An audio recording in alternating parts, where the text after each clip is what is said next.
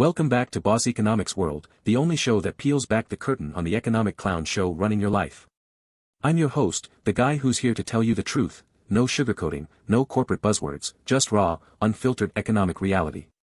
And oh boy, do we have a doozy for you today. Buckle up, because we're diving headfirst into the latest chapter of the Trump trade war chronicles, a global tariff tantrum that's got the world economy teetering on the edge of a recession cliff. And guess who's holding the steering wheel? Spoiler alert, it's not the Fed, it's not the EU, it's not even China, it's your friendly neighborhood government, folks. Let's break this down, from the surface-level chaos to the deep, dark economic muck beneath. Grab your popcorn, because this is gonna get spicy. So, let's start with the headlines, shall we? President Donald Trump, the self-proclaimed Tariff Man, is back at it again, flexing his protectionist muscles like a gym bro on leg day. This time, he's slapped a shiny new 25% tariff on steel and aluminum imports, and the world is not happy. The European Union? They're hitting back with 26 billion euros, $28.4 billion, for those of us stuck in dollar land, of countermeasures on US goods. Canada?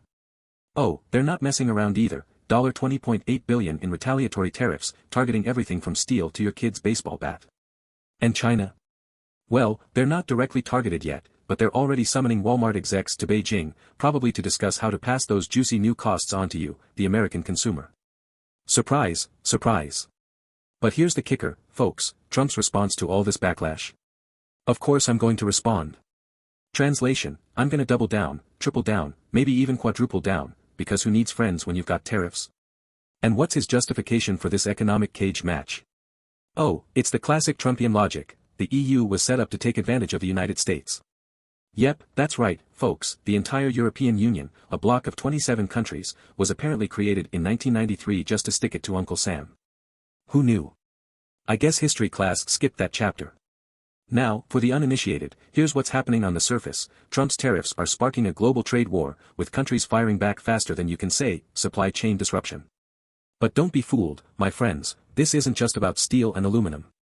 This is about ego, politics, and a government that's willing to tank the economy to score a few cheap points with its base. And guess who's footing the bill? You got it, you, the taxpayer, the consumer, the small business owner. But hey, at least the stock market's having a party, right? Oh wait, no, scratch that, the S&P 500 is teetering on the edge of a correction, and global markets are sweating bullets.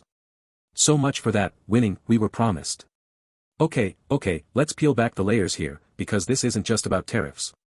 This is about the ripple effects, the economic dominoes that are already falling, thanks to government mismanagement. Let's start with the basics, tariffs are taxes. Say it with me, folks, tariffs are taxes. And who pays taxes?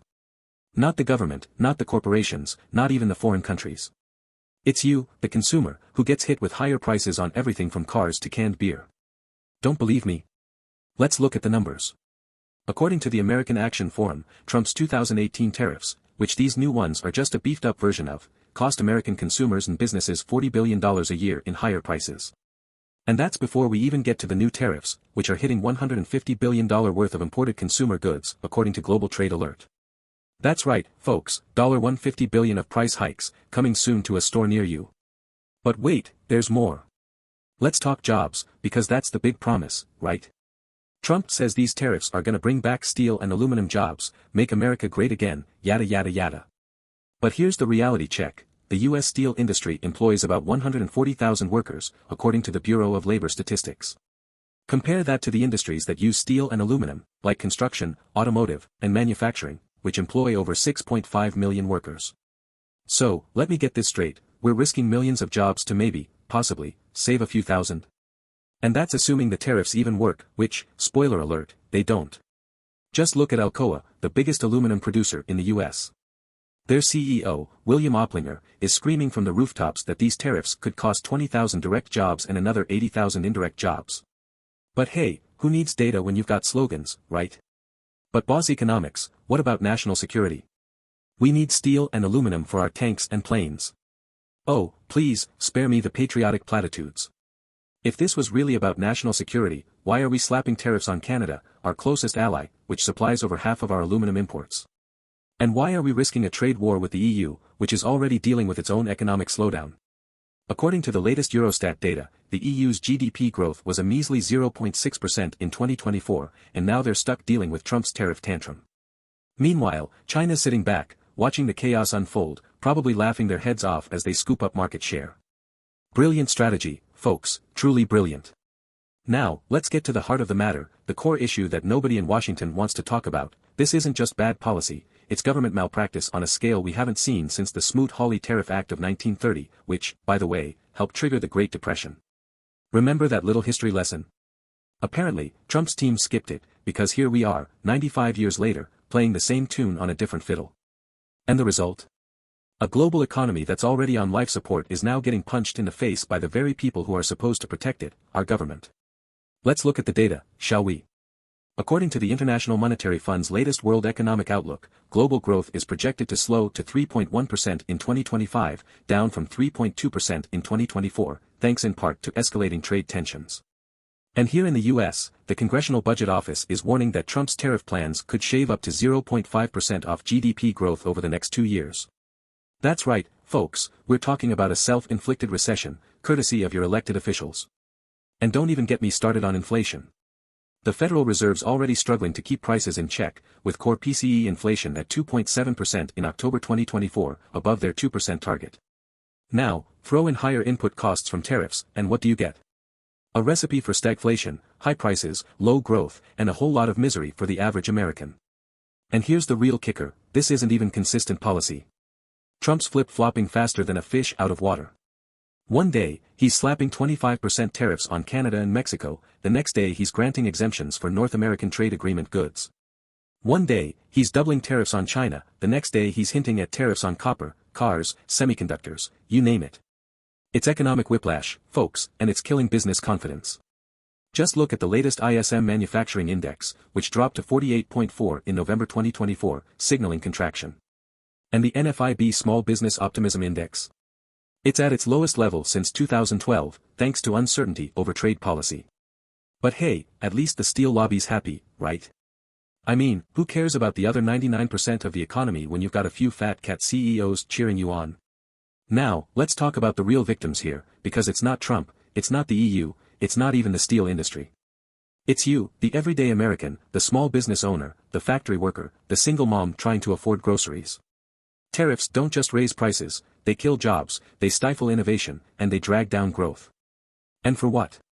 A political stunt? A tweet storm? A promise to bring back manufacturing that's been broken more times than I can count. According to a 2024 study by the National Bureau of Economic Research, Trump's 2018 tariffs led to a net loss of 142,000 jobs in the US, once you factor in the downstream effects on industries like automotive and construction. And now, we're doing it all over again, but bigger, badder, and dumber. And let's not forget the global implications, because this isn't just America's problem. The World Trade Organization is already warning that global trade volumes could shrink by 1.8% in 2025 if these tariff wars escalate. That's billions of dollars in lost economic activity, millions of jobs at risk, and a whole lot of pain for developing countries that rely on exports. But hey, as long as Trump gets to play tough guy on the world stage, who cares, right? Meanwhile, here at home, consumers are already feeling the pinch, with household debt hitting a record $17.8 trillion in Q3 2024, according to the Federal Reserve Bank of New York. And now, we're gonna pile on higher prices and lower wages. Genius, folks, pure genius. So, what's the solution, you ask? Simple, stop the madness. We need a government that actually understands economics, not one that treats the global economy like a reality TV show. We need policies that promote free trade, not protectionist quagmires. We need leaders who listen to data, not lobbyists. And most of all, we need accountability, because if this tariff tantrum pushes us into a recession, it's not Trump who's gonna suffer, it's you and me. So, my friends, whether you're a concerned citizen, a small business owner, or a finance pro watching from Wall Street, it's time to speak up. Call your representatives, write to your senators, and tell them, enough is enough. And hey, if all else fails, maybe we can just tariff Trump's hair products, see how he likes paying 25% more for that golden mane. Alright, folks, that's all for today's episode of Boss Economics World. Don't forget to like, subscribe, and share this video with everyone you know, because knowledge is power, and we're not gonna let the government clown show run our economy into the ground. Until next time, stay savvy, stay skeptical, and keep fighting the good fight.